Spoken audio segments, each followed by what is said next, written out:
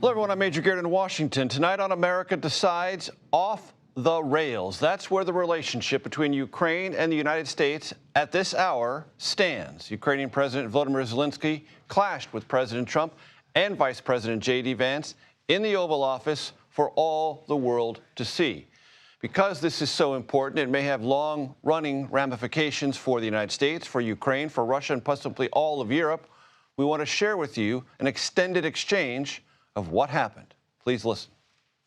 Do you think that it's respectful to come to the Oval Office of the United States of America and attack the administration that is trying to prevent the destruction of your country? A lot of questions. Let's start from the beginning. Sure. First of all, during the war, everybody has problems. Even you, but you have nice ocean and don't feel now, but you will feel it in the future. God bless. You don't know that. God bless. God bless. You will not have a war. Don't tell us what we're going to feel.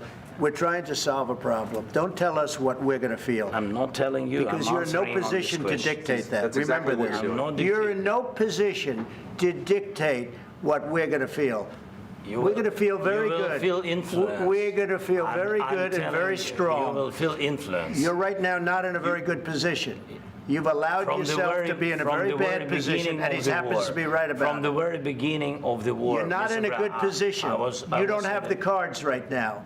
With us, you start having cards. But right now, you don't. You're playing cards. You're playing cards. You're gambling with the lives of millions of people. You're gambling with World War III. President Trump took to social media shortly thereafter, saying in part, quote, he, meaning Zelenskyy, disrespected the United States of America and its cherished Oval Office. He can come back when he is ready for peace. Minutes later, a scheduled joint press conference was canceled, and Zelenskyy left the White House. The two countries were scheduled to sign an agreement today that would give the United States a portion of the profits and long-running access to mining Ukraine's rare earth minerals. This in exchange for continued support in Ukraine's effort against the aggressor power, Russia. That agreement was never signed. Its future remains very much in doubt. I want to start tonight with Ed O'Keefe on the North Lawn of the White House. Ed, what have we learned, if anything, in the hours after Zelenskyy left about how bitter this relationship now stands?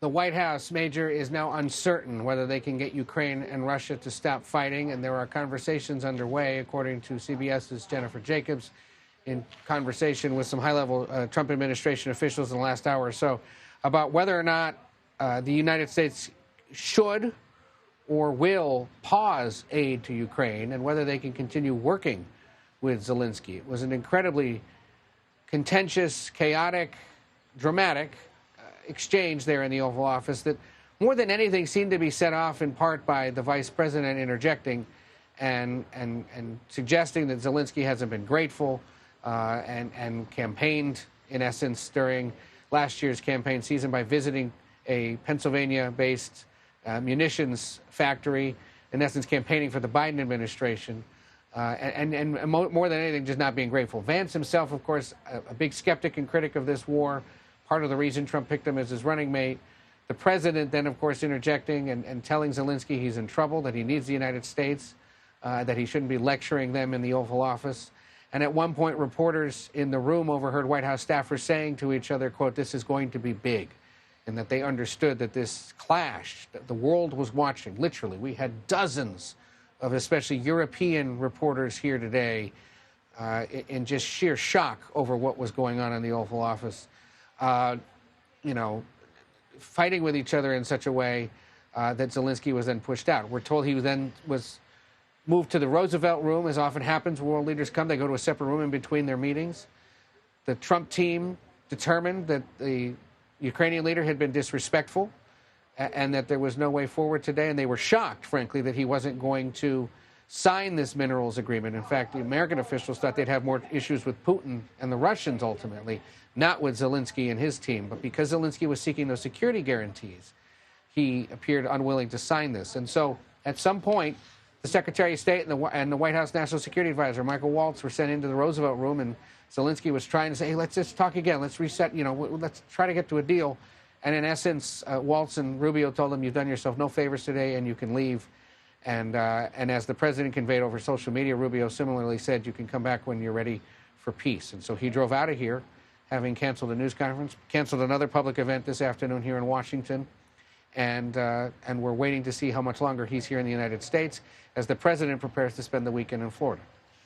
And as we've gathered it, part of the backdrop for this is administration frustration, however valid or invalid, but it exists, and it was evident in the clash that the administration believes that Zelenskyy, unwilling to sign a ceasefire without those security guarantees, is being the obstructionist in this. Is that correct? Yeah, and look, he had a frosty or at times contentious relationship with President Biden as well, right? That we know that he would be aggravated with the Ukrainian leader at times, in part because Zelenskyy knows he has no real security skin in the game, right? They gave up their nuclear weapons back in 1994.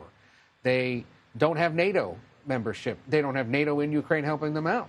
They don't have the United States doing it for that matter. Everyone's sending them things, but nobody is really backing them up otherwise. And so his view has always been, unless you're giving me some kind of guarantee, unless you're joining the fight, I've got to be skeptical of these kinds of agreements, and as he was today. The other thing that may have happened here, and some have observed this, and I think it's a correct one, Zelenskyy normally comes with a translator, and there was one there in the room, but opted to spend his time speaking in English, which is not his first language, obviously.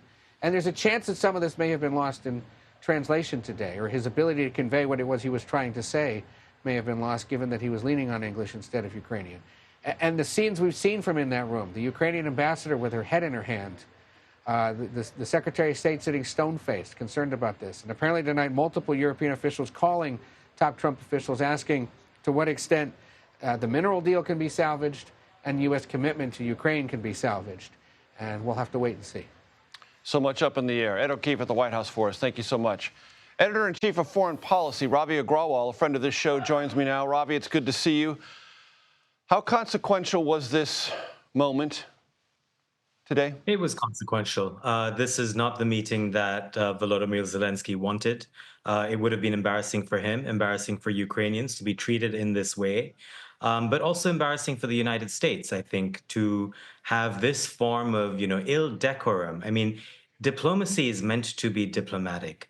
Diplomacy is often conducted behind the scenes.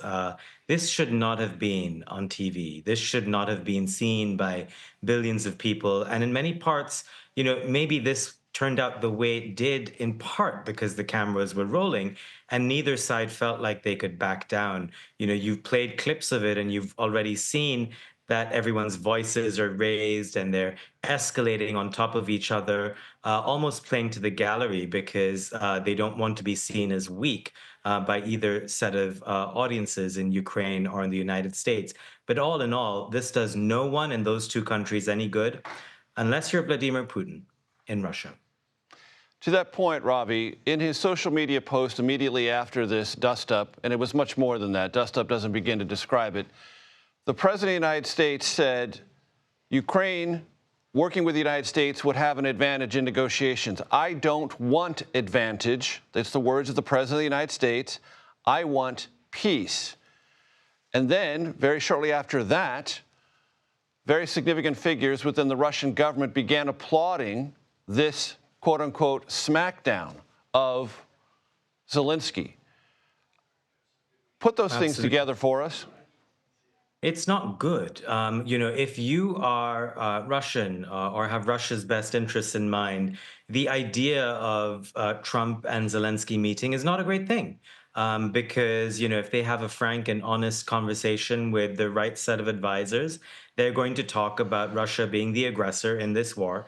They're going to talk about what needs to be done to stop it. And the realistic sort of honest truth to it is that, the United States does need to help to backstop any peace deal, any ceasefire that is arrived at, and to secure whatever is left agreed upon as Ukraine's territory. So Russia doesn't want this meeting to happen. So the fact that it blows up the way we've seen it blow up is obviously good news for them, but not for anyone else, not for the international order, not for Europeans, not for what America stands for globally. This was disrespectful to all sides, and certainly not for Ukraine. Ed O'Keefe there was talking about how Zelensky is not a native English speaker, and some of what he said may have been lost in translation. I also feel that, this is 3 years into a war. He is, someone who is war weary and, at some level also maybe wasn't ready to play the game in this moment of flattery, the flattery that we've seen other world leaders come, the performative TV aspect playing out in front of the cameras. That didn't happen today. What do you think Zelensky's options are going forward? He's going to go home first. He's going to sit down with his advisors, try and assess the extent of damage from this. Look, everything he said and did, it may also be popular in Ukraine. No country wants to see their leader appear to be weak. So the fact that, he said what he said about Putin is something that every Ukrainian knows in their bones, and they will respect him for having said the truth there. They will feel angry at the United States. They will feel scared. So he's going to have to weigh his options. His best options are, of course, in Europe, where over the last few weeks, most leaders have rallied to Ukraine's support, and they're very clear in saying that they need to reorient their investments towards defense to make sure that they support Ukraine, but also that Putin can't go further than Ukraine in the future. But then lastly, Ukraine and the United States, what happens next? If you look at today as pure theatricality, a reality TV presidency playing out on our screens, then there could be twists and turns to come which could surprise us. Maybe they make up. We don't know. But if you look at it purely as something that was substantive, this was a disaster. Ravi Agrawal, thank you very much, sir.